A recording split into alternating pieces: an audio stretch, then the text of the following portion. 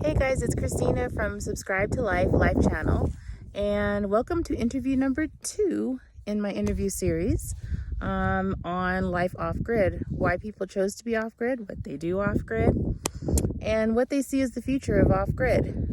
Well, now it's time for my story, and I would say the biggest thing that I love about being off-grid is nature. I am a huge nature buff, but I didn't discover that until a couple years ago.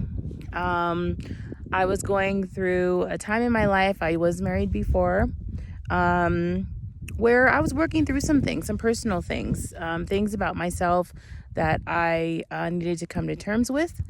And also just working a regular 9 to 5, just doing that thing, in person, on the ground, boots on the ground type of thing, driving there, driving back, right? That whole rat race in the city. And I never had time to just be settled in my thoughts, to reconvene, to commune, to be okay with being by myself, loving my own company, rejuvenating myself. Like truly, really rejuvenating myself, right? Not like, oh, Saturday, Sunday, yay, back at it again. You all know what I'm talking about, right? So I went on a camping trip on my own. That was a big deal. And I remember going on this camping trip and just being able to just sit in my own thoughts. It was me and my dog, AJ. And just being able to sit in my own thoughts.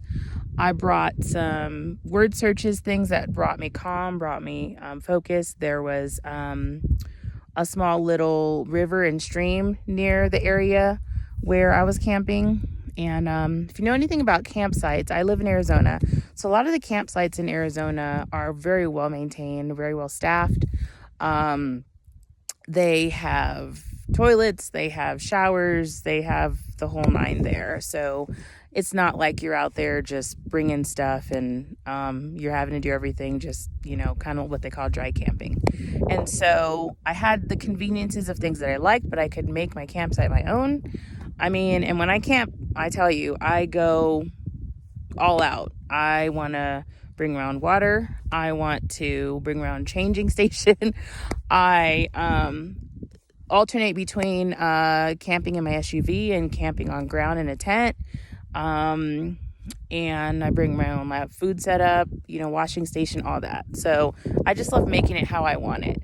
And if you heard what my husband said about why he enjoys off-grid, you see how the two kind of align? Making it your own and having the freedom and to think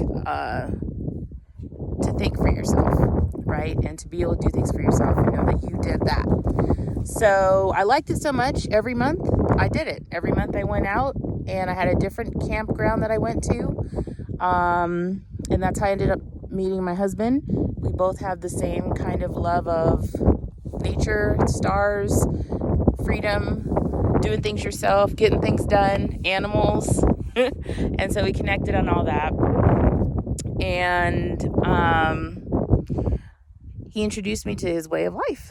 And I said, you know what, this is awesome. And I could really see and grasp my head around it. I had some reservations like you did, right? First of all, oh my gosh, this love that we're having, this is turning into something that's going to be more. And I knew the city wasn't going to be where I ultimately wanted to be. I've always seen myself as a country girl with city access if I wanted, right? That was my idea of off-grid.